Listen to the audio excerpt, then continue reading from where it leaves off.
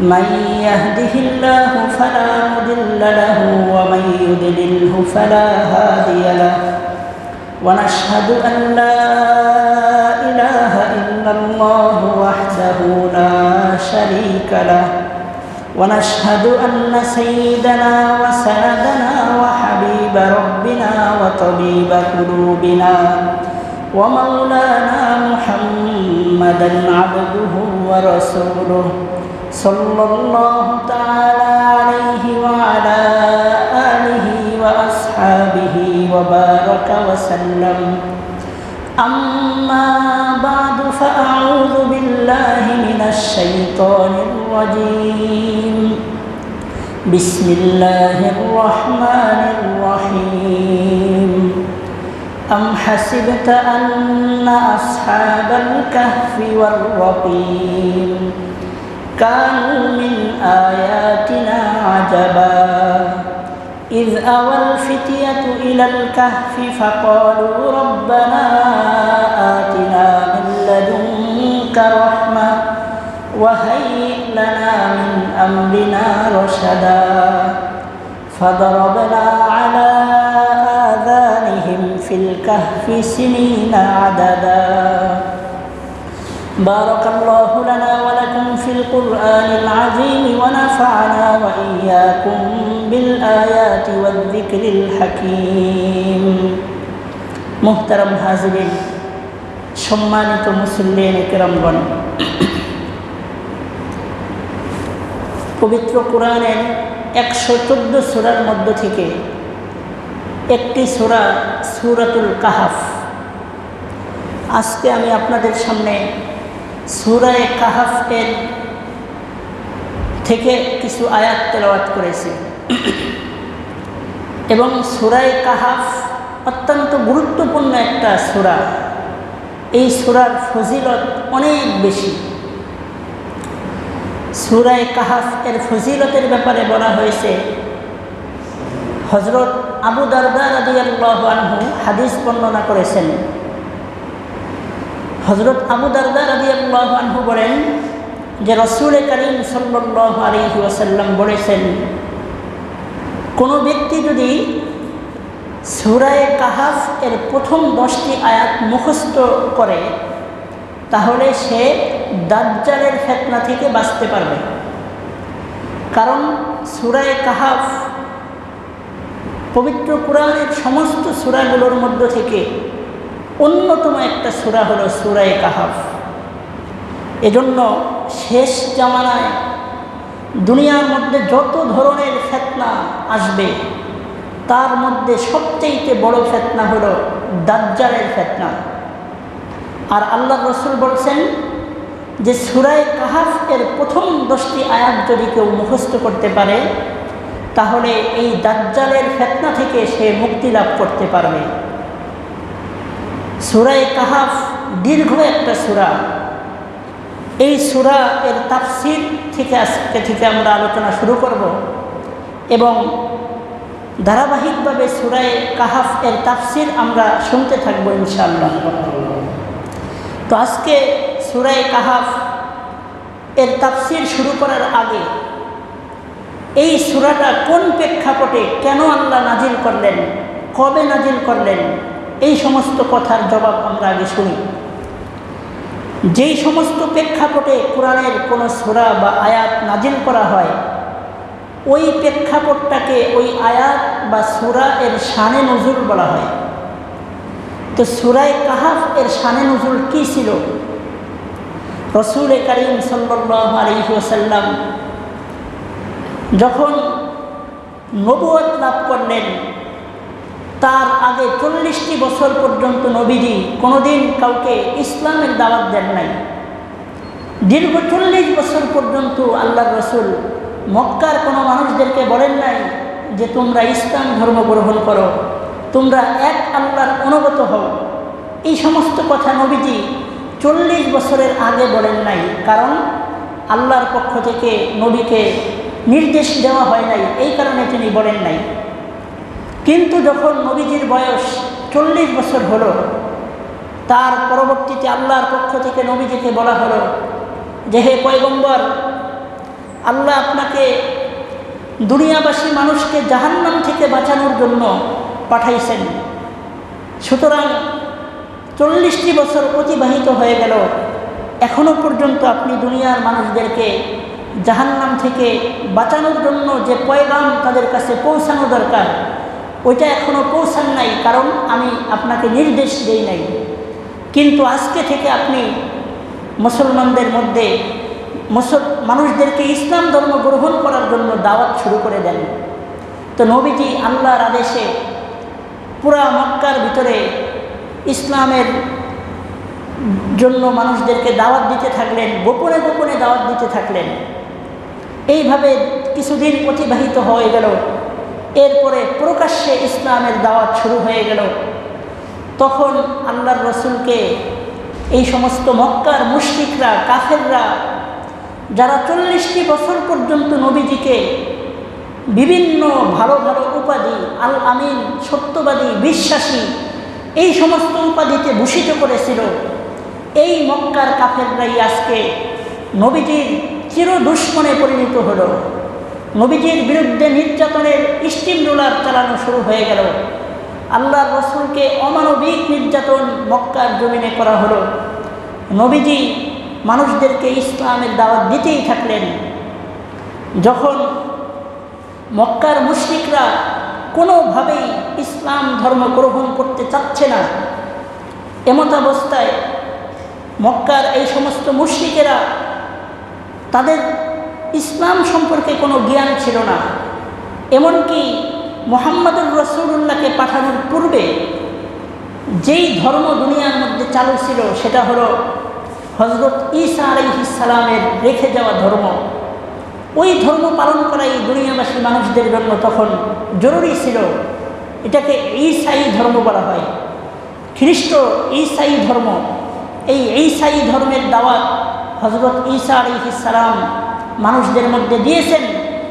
তো মুহাম্মদুর রাসূলুল্লাহ সাল্লাল্লাহু আলাইহি ওয়াসাল্লাম দুনিয়াতে আবির্ভাবের আগ পর্যন্ত হযরত ঈসা আলাইহিস সালামের রেখে যাওয়া ধর্ম, এটা পালন করাই সমস্ত মুসলমানদের জন্য জরুরি ছিল।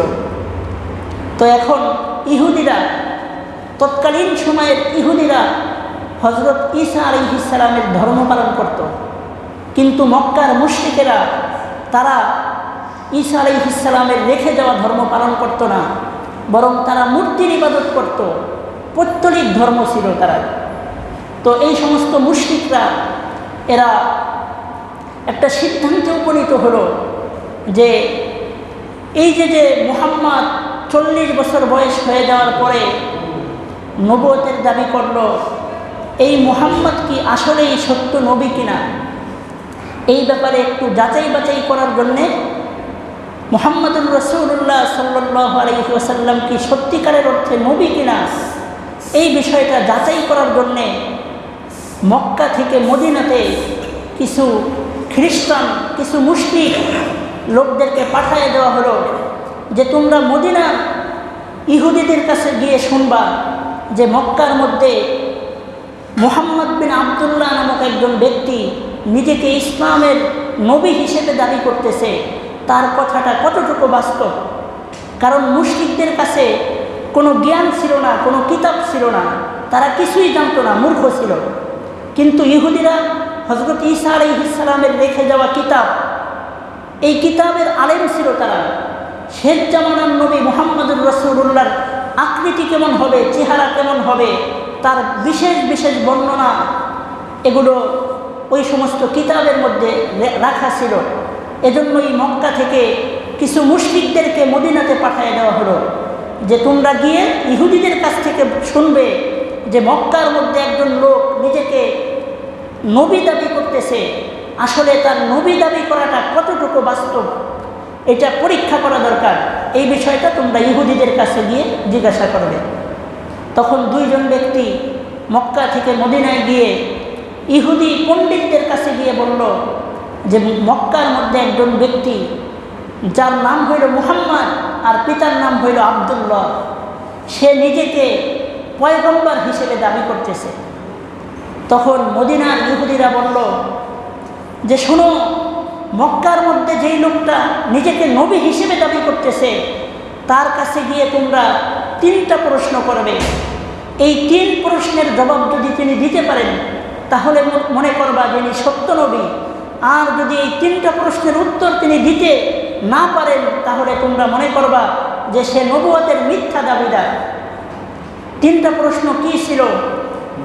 যে সমস্ত প্রশ্ন ছিল ওই সমস্ত প্রশ্নগুলোই যেই সূরার মধ্যে আল্লাহ নাজিল করে জবাব দিয়েছেন, সূরাতুল কাহাফ, ওই সূরা থেকেই আজকে আপনাদের সামনে আমি তেলাওয়াত করেছি এবং বিস্তারিত তাফসীর সূরাতুল কাহাফ এর ধারাবাহিক তাফসীর ইনশাআল্লাহ আলোচনা করা হবে এক এক জুমায়।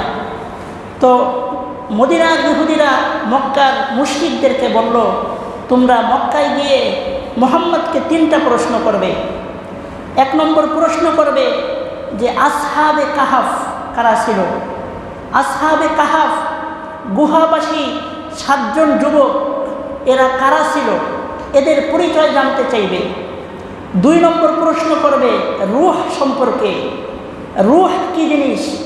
আত্মা বা রূহ, এই ব্যাপারে তোমরা মুহাম্মদকে প্রশ্ন করবে। আর 3 নম্বরে তোমরা মুহাম্মদকে যুলকরনাইন বাদশা সম্পর্কে জিজ্ঞাসা করবে। এই 3টা প্রশ্ন তোমরা মুহাম্মদকে গিয়ে জিজ্ঞাসা করবে। যদি মুহাম্মদ এর সঠিক জবাব দিতে পারে তাহলে মনে করবা সে সত্য নবী। আর যদি এগুলোর জবাব দিতে তিনি ব্যর্থ হন তাহলে মনে করবা সে নবুয়তের মিথ্যা দাবিদার। তো এই কথা অনুযায়ী মক্কার এই মুশরিকরা মদিনা থেকে ফিরে গিয়ে আল্লাহর রাসূলের সামনে গিয়ে বলতেছে, হে মুহাম্মদ, আমরা তোমাদেরকে মক্কার সমস্ত কাফেরদের পক্ষ থেকে 3টা প্রশ্ন করতে চাই। এই 3 প্রশ্নের জবাব যদি তুমি দিতে পারো তাহলে আমরা তোমাকে নবী হিসেবে মেনে নিব। আর যদি তুমি জবাব দিতে না পারো তাহলে তুমি মিথ্যা নবুয়তের দাবিদার সাব্যস্ত হবে। তখন রাসূল করিম সাল্লাল্লাহু আলাইহি ওয়াসাল্লাম বললেন, ঠিক আছে, তোমাদের 3 প্রশ্ন বলো, আমি উত্তর দিব। তখন তারা এই 3টা প্রশ্ন করলো যে আসহাবে কাহাফ কারা ছিল, 1 নম্বর প্রশ্ন। 2 নম্বর প্রশ্ন রূহ কাকে বলে, রূহ সম্পর্কে কি জানো বলো। 3 নম্বর প্রশ্ন হইল যুলকরনাইন বাদশা সম্পর্কে তোমার যা জানা আছে আমাদেরকে বলো। কিন্তু আল্লাহর রাসূলের কাছে এই 3 বিষয়ের কোনো সংবাদ ছিল না, কারণ এগুলো আরও বহু বছর আগের ইতিহাস। নবীজি কোনোদিন কোনো পড়ালেখা করেন নাই। আল্লাহর পক্ষ থেকে যতটুকু এলেন নবীজিকে জানানো হয়েছে, নবীজি তাই শিখেছেন। দুনিয়ার কোনো উস্তাদের কাছ থেকে, কোনো শিক্ষকের কাছ থেকে তিনি শিক্ষা নেন নাই। তো নবীজিকে এই প্রশ্ন করার পরে নবীজি বললেন যে আজকে আমি এই প্রশ্নের উত্তর দিতে পারবো না, আগামীকাল তোমরা আমার কাছে আসবে, আমি 3টা প্রশ্নের উত্তর দিয়ে দিব। কিন্তু রাসূল করিম সাল্লাল্লাহু আলাইহি ওয়াসাল্লাম ইনশাআল্লাহ বলতে ভুলে গেছেন। আল্লাহর রাসূল বলছেন কালকে উত্তর দিব, ইনশাআল্লাহ এই শব্দটা বলতে ভুলে গেছেন। ইনশাআল্লাহ মানে আল্লাহ যদি চান তাহলে কালকে উত্তর পাবা। নবীজিকে আল্লাহ ভুলাই দিয়েছেন। এই কারণে আগামীকাল তো আল্লাহর পক্ষ থেকে কোনো জবাব আসেই নাই, 2য় দিনও কোনো জবাব আল্লাহ পাঠায় নাই, 3য় দিনও পাঠান নাই। এইভাবে 15টি দিন অতিবাহিত হয়ে গেছে। প্রত্যেক দিন কাফেররা এসে আল্লাহর রাসূলকে বলতেছে যে তুমি তো কালকে উত্তর দিতে চাইলা, দীর্ঘ 1 সপ্তাহ অতিবাহিত হয়ে গেল, আজও পর্যন্ত কোনো উত্তর তো তোমার কাছে পাওয়া যাচ্ছে না। দীর্ঘ 15 দিন পর আল্লাহ সূরা কাহাফ নাজিল করে বলেন, পুরা সূরা কাহাফ এর মধ্যে ওই 3 প্রশ্নের বিস্তারিত ইতিহাস আল্লাহ বর্ণনা করছেন। সূরা কাহাফ 15 নম্বর পারার একেবারে কোরআন শরীফের মাঝখানের একটা সূরা এবং দীর্ঘ একটা সূরা। এই সূরার মধ্যে আল্লাহ তাআলা এই 3 বিষয়ের বিস্তারিত উত্তর দিয়েছেন। এবং একটা প্রশ্ন ছিল রূহ সম্পর্কে। এই রূহ সম্পর্কে যে প্রশ্নটা ছিল, এই প্রশ্নের উত্তর সূরা কাহাফের আগের সূরা বনী ইসরাঈলের মধ্যে আল্লাহ তাআলা উত্তর দিয়ে কোরআনের আয়াত নাযিল করে দিয়েছেন। তো এখানে আল্লাহ তাআলা বলছেন, ওয়ালা তাকুলান্না লিশাইইন ইন্নী ফাঈলুন যালিকা গাদা ইল্লা আইয়াশা আল্লাহ। আল্লাহ তাআলা বলেন যে আপনি হে নবী, আপনি যদি দুনিয়াবাসীর কাছে কোনো ধরনের কথা বলেন, ভবিষ্যৎ বিষয়ে কোনো কথা বলেন, তাহলে ইনশাআল্লাহ বলা ছাড়া কোনো দিন কোনো কথা বলবেন না। এজন্যই আল্লাহ এটা শিক্ষা দিলেন। যে আপনি যে আগামীকাল জবাব দিবেন এই কথাটা বলছেন, ইনশাল্লাহ বলেন নাই। এজন্য আমি আল্লাহ দীর্ঘ 15 দিন পরে আপনার এই উত্তর আমি পাঠাইলাম। তো মুফাসসিরিন কেরাম তাফসিরের কিতাবে লিখেছেন, দুনিয়াবাসী মানুষের জন্যে এই সূরার প্রত্যেকটা আয়াতে আয়াতে বিভিন্ন শিক্ষা রয়েছে। এই যে আল্লাহর রসুল কাফেরদের প্রশ্নের উত্তর দিবেন, কিন্তু ইনশাল্লাহ বলেন নাই, আল্লাহ তাআলা ওহী পাঠাইতে দেরি করে দিয়েছেন। ঠিক তেমনিভাবেই বর্তমান সমাজে আমরা যারা আছি, আমাদের উঠা বসার মধ্যে ভবিষ্যৎ সম্পর্কে যদি কোনো কথা আমরা বলি, সাথে সাথে ইনশাআল্লাহ শব্দ বলতে হবে। ইনশাআল্লাহ না বললে এই কাজের মধ্যে কোনো বরকত থাকে না। এজন্য ভবিষ্যৎ সম্পর্কে কোনো কথা বললে আমরা ইনশাআল্লাহ বলবো। কোরআনে আল্লাহ এটাই শিক্ষা দিয়েছেন। কিন্তু বর্তমান সমাজে ইনশাআল্লাহ এর অপব্যবহার করা হয়। কোনো গুনার কাজ করবে সেখানে ইনশাআল্লাহ বলে। ইনশাআল্লাহ মানে হলো আল্লাহ যদি চান তাহলে হবে। তাহলে গুনার কাজের কথা তো আল্লাহ কোনোদিন চান না। কথার কথা ধরেন, একটা যাত্রা গানের আয়োজন করা হবে, সে বলল ইনশাআল্লাহ আমি সেখানে যাব, মানে আল্লাহ যদি চায় তো আমি যাব। নাউজুবিল্লাহ, এইভাবে বলা অত্যন্ত গুনার কাজ। এজন্য খারাপ কোনো কথার ক্ষেত্রে আমরা ইনশাআল্লাহ বলবো না, ভালো কথার ক্ষেত্রে আমরা অবশ্যই ইনশাআল্লাহ বলবো। তো আল্লাহ তাআলা দীর্ঘ এই সূরা কাহাফ নাজিল করে মক্কার মুশরিকদের 3 প্রশ্নের উত্তর আল্লাহ বিস্তারিতভাবে সূরা কাহাফ এর মধ্যে দিয়েছেন। 3 প্রশ্নের উত্তর সম্পর্কে আলোচনা করা একদিনে সম্ভব নয়। এজন্যই আমরা সূরা কাহাফ এর ধারাবাহিক তাফসীর আজকে থেকে ইনশাআল্লাহ পড়া শুরু করব, এবং যে কয়েকদিন যে কয়েক জমা লাগে সূরা কাহাফ কোরআন থেকে ধারাবাহিকভাবে আপনাদেরকে শোনানো হবে। তো এই সূরা নাজিলের প্রেক্ষাপট কী ছিল ওইটাই আজকে আপনাদের সামনে বলা হলো। যে ইহুদিরা মুশরিকদেরকে শিখিয়ে দিয়েছিল যে তোমরা মুহাম্মাদের কাছে গিয়ে 3 প্রশ্ন করবে, 3 প্রশ্নের উত্তর যদি সে দিতে পারে তাহলে সে হইল সত্য নবী, আর উত্তর যদি সে দিতে না পারে তাহলে মিথ্যা নবী। তাহলে প্রথম প্রশ্ন ছিল হইল আসহাবে কাহাফ কারা, এটা হইল প্রথম প্রশ্ন। এই প্রথম প্রশ্নের উত্তরই আজকে আমরা শুনি। আসহাবে কাহাফ সম্পর্কে প্রশ্ন করা হয়েছে। আসহাবে কাহাফ 7 জন যুবক। এই 7 জন যুবক, কাহাফ শব্দের অর্থ হইল একটা ঘাঁটি, পাহাড়ের মধ্যে একটা ঘাঁটিকে কাহাফ বলা হয়। আর পবিত্র কুরআনের এই সূরার নামই আল্লাহ করেছেন কাহাফ, সূরাতুল কাহাফ, মানে ঘাঁটির সূরা।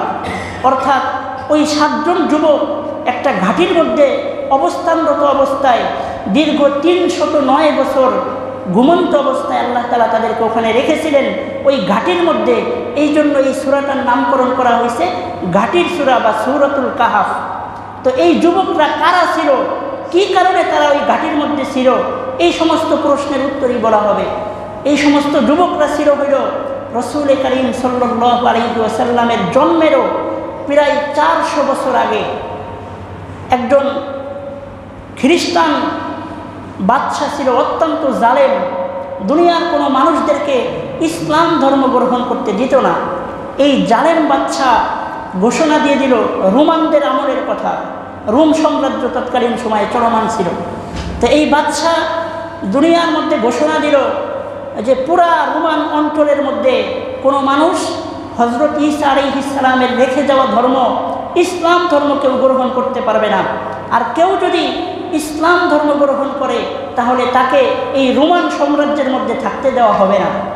তখন এই 7 জন যুবক তারা ওই বাদশার সামনে দাঁড়াইয়া বলল, রব্বুনা রব্বুস সামাওয়াতি ওয়াল আরদ, আরে দুনিয়ার কোনো মানুষদেরকে আমরা নিজেদের রব স্বীকার করতে পারি না।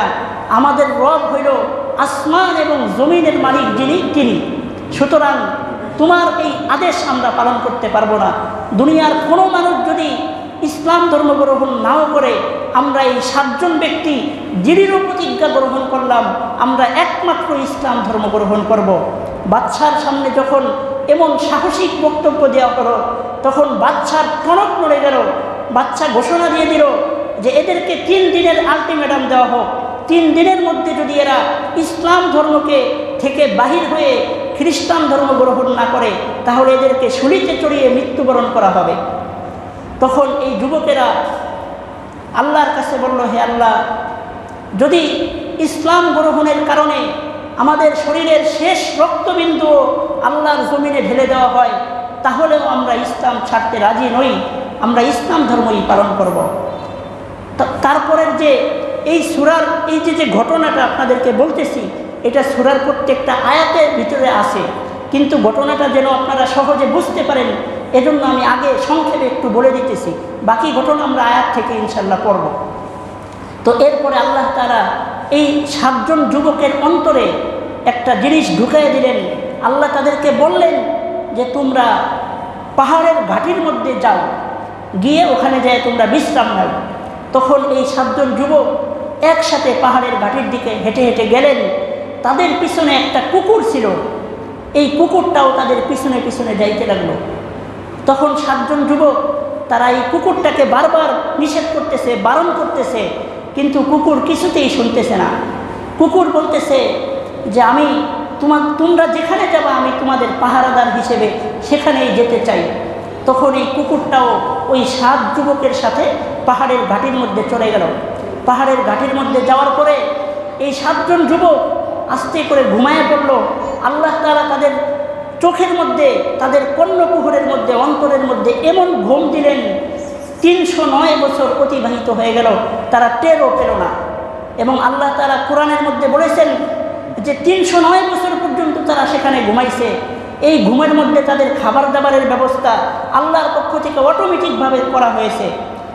এই ঘাটির মধ্যে থাকা অবস্থায় আসমানের থেকে যে সূর্যের আলো তাদের ঘাটির মধ্যে পৌঁছাইত, তখন আল্লাহ বলেন যে আমি নিজে তাদের এই পার্শ্বকে পরিবর্তন করাই দিতাম, যাতে করে তাদের চোখের উপরে রৌদ্রের আলো না পড়ে। আল্লাহ বলেন যে বারবার আমি তাদের পার্শ্ব পরিবর্তন করাই দিতাম। এর কারণ হইল যে একভাবে যদি তারা জমিনের উপরে শুয়ে থাকে তাহলে জমিনের পোকামাকড় তাদেরকে খেয়ে ফেলবে। এজন্য আমি আল্লাহ নিজ কুদরতে তাদেরকে বারবার পার্শ্ব পরিবর্তন করাইতাম। তাদের যত প্রয়োজন হইত আসমানিভাবে আমি সেগুলো মিটিয়ে দিতাম। এর একমাত্র কারণ হইল তারা ইসলামের উপরে অটল অবিচল থাকতে চেয়েছে। এই কারণে আল্লাহ তাদেরকে এই গুহা ঘাটির মধ্যেও তাদেরকে ইসলামের উপরে অটল অবিচল থাকার তৌফিক দান করেছেন। যাই হোক, 309 বছর অতিবাহিত হওয়ার পরে একদিন আল্লাহ তাদের ঘুমকে ভাঙ্গাইয়া দিলেন। ঘুম ভাঙ্গার পরে তারা উঠে একজন আরেকজনকে প্রশ্ন করতেছে, এই আমরা কখন ঘুমাইলাম রে? উত্তরে আরেকজন বলতেছে এই তো কিছুক্ষণ আগে ঘুমাইছি। আবার কেউ বলতেছে না না, আমরা তো এই একদিন হইল ঘুমাইছি। কেউ বলতেছে একদিনও হয় নাই, অর্ধেক দিন আমরা ঘুমাইছি। অথচ 309 বছর যাবৎ তারা ঘুমাইছে। আল্লাহ তাদেরকে ওইভাবেই রেখেছেন। তারপরে তাদের ক্ষুধা লাগলো, তারা বলতে লাগলো যে নেও, কিছু টাকা তো আমাদের সাথে ছিল, এই টাকাগুলো নিয়ে একজন লোক যাও, বাজার থেকে কিছু রুটি পরাটা এগুলো কিনে নিয়ে আসো। তো 300 বছর আগের টাকা, ওগুলো বর্তমান সমাজে আর তৎকালীন সময়ে পরিচালিত ছিল না। তো ওই টাকা নিয়ে যখন বাজারে গেল, যাওয়ার পরে যাওয়ার আগেই যেই লোকটাকে পাঠাইছে তাকে নির্দেশ দিছে যে তুমি যে বাজারে যাবা, বাজার থেকে কোনো হারাম খাবার কিনবা না, হালাল জিনিস কিনবা। কারণ হারাম খেলে মানুষের অন্তর মরে যায়, তারা কোনোদিন ইসলামের সুশীতল ছায়ার মধ্যে ভালোভাবে থাকতে পারে না। এজন্য তারা বলছেন যে ফালিয়ানজুর আইয়ুহা আজকা তাআমা, যে সবচেয়ে উত্তম খাবার যেটা আছে ওইটা তোমরা আনবা। তো একজন ব্যক্তি গেল, যাওয়ার পরে যখন দোকানদারের কাছে টাকা দিছে, খাদ্য কেনার পরে দোকানদারকে টাকা দিছে, দোকানদারের তো পুরা চোখ কপালে উঠে গেছে যে 300 বছর আগের টাকা, এটা তুমি কোত্থেকে পাইলা? উনি উত্তর দিতেছেন, কি বলেন, আমরা তো কালকে ঘুমাইছি, আজকে উঠে খানা নিতে আসছি, গতকালকের টাকা, এটা তো 300 বছর আগের টাকা নয়। তখন দোকানদার কিছুতেই তার কথা বিশ্বাস করতেছে না, বলতেছে হয়তো তুমি জাদু কোনো ধরনের জাদু করেছো, জাদুঘর থেকে নিয়ে আসছো এই টাকা, অথবা তুমি কোনো গুপ্তধন পেয়েছো, পূর্বের রাজা বাদশাদের রেখে যাওয়া, মাটির তলে রেখে যাওয়া সম্পদ, গুপ্তধন, হয়তো তুমি তাই পেয়েছো। তখন তিনি বললেন যে না, আমরা একদিন আগে ঘুমাইছি। এইভাবে বারবার তাদের মধ্যে কথোপকথন হইল। শেষ পর্যন্ত ওই লোকটা, ওই ফল দোকানদার, সে বুঝতে পারলো যে না, আসলেই তারা 300 বছর যাবৎ ঘুমান্ত ছিল, কিন্তু আল্লাহ তাদেরকে বুঝতে দেয় নাই যে তারা দীর্ঘ টাইম ঘুমাইছে। এই কথাটা বাদশার কানে পৌঁছে দেওয়া হলো। কিন্তু এই 300 বছরের মাঝখানে পুরা রোমান সাম্রাজ্য মুসলমানদের আত্মশাসন হয়ে গেছে এবং পুরা রোমান সাম্রাজ্য মুসলমানদের অধীনে চলে আসছে, সবাই ইসলামের সুশীতল ছায়ার নিচে চলে আসছে। তো আল্লাহ এটাই বুঝাইতে চাইছেন যে কেউ যদি ইসলামের মধ্যে প্রবেশ করতে চায় তাহলে আল্লাহ তাদেরকে ইসলামের মধ্যে চলতে সহজ করে দেন। এজন্য এই 7 যুবক এরা ইসলাম ধর্ম গ্রহণ করে ওইখানে থাকতেই পারতেছিল না, আর আল্লাহ তাদেরকে ঘুমের মধ্যে রেখে 300 বছর পরে পুরা রোমান সাম্রাজ্যকে ইসলামের সুশীতল ছায়ার মধ্যে এনে মুসলমান বানায় এরপরে তাদেরকে ঘুম থেকে জাগ্রত করছেন। এই হইল অবস্থা। তারপরে তৎকালীন রোমান বাদশা সে যখন শুনতে পারলো, সে নিজে ওই গুহার মধ্যে গেল, যাওয়ার পরে সব বিষয় আশয় সম্পর্কে জিজ্ঞাসা করলো। জিজ্ঞাসা করার পরে সে বলল যে দেখো, গত 300-400 বছর আগের যত ফাইল আছে, আসামিদের ফাইল, সবগুলো ফাইল এখানে নিয়ে আসো, দেখি এদের নাম কোথাও লেখা আছে কিনা। তো 309 বছর আগের যেই ফাইলটা ছিল, ওই ফাইলের মধ্যে এই 7 যুবকের নাম লেখা এবং এদেরকে ফাঁসির আসামি এই নামে ওখানে লেখা আছে। আদালত থেকে তাদেরকে ফাঁসির রায় দেওয়া। একমাত্র কারণ ছিল তারা অমুসলিম, তারা অমুসলিমদের সাথে তাল মিলাইতে চায় নাই, ইসলাম গ্রহণ করতে চাইছে, এই দায়ে তাদেরকে ফাঁসি কাস্টে ঝুলানো হবে। কিন্তু তখন তো এর কোনো বিচার করা হবে না, কারণ তৎকালীন বাদশা সে নিজেও মুসলমান, পুরা রোমান সাম্রাজ্য মুসলমান হয়ে গেছে। তখন আল্লাহ তাদেরকে কুদরতিভাবে দ্বিতীয়বারের মতো আবার নিদ্রার মধ্যে শোয়ায় দিলেন এবং তাদেরকে এই ঘুমের মধ্যেই মৃত্যুবরণ করায় দিলেন। তো আল্লাহ তাআলা এদেরকে ইসলামের জন্য কবুল করেছিলেন।